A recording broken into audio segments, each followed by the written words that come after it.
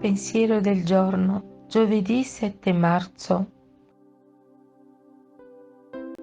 L'amore scaccia il timore.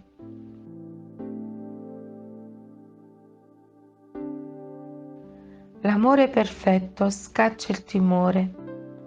Dalla prima lettera di Giovanni, capitolo 4, versetto 18. Questa parola è tratta dalla prima lettera di Giovanni. L'Apostolo l'aveva indirizzata alle sue comunità in Asia Minore per metterle in guardia da gravi errori che cominciavano a diffondersi. Uno di questi riguardava la comprensione dell'amore per Dio. Per amore perfetto non si intende un particolare grado di intensità nel vivere l'amore cristiano, ma la realtà stessa di questo amore. Uno dei segni del vero amore per Dio è l'osservazione dei Suoi comandamenti. Infatti, il vero amore per Dio ci spinge ad osservare. Pertanto, siamo sicuri di essere nel Suo amore se mettiamo in pratica la Sua parola.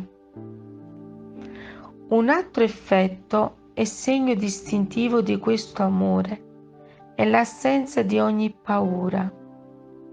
Il vero amore per Dio, continuamente alimentato dalla Sua parola vivente, ci fa sperimentare l'unione con Dio. Ci rende il nostro cuore aperto a Lui. Se si è nel vero amore, ci si sente come un bambino tra le braccia del Padre. Non ha più paura di nulla, né degli uomini, né degli eventi, né della vita e né della morte. È in piena fiducia e in pace. Sperimenta la ricchezza della grazia di Dio, la sua particolare provvidenza, la sua benedizione nelle varie attività che deve intraprendere. Chiara Lubich, estratti dal commento alla parola di vita del gennaio 1988.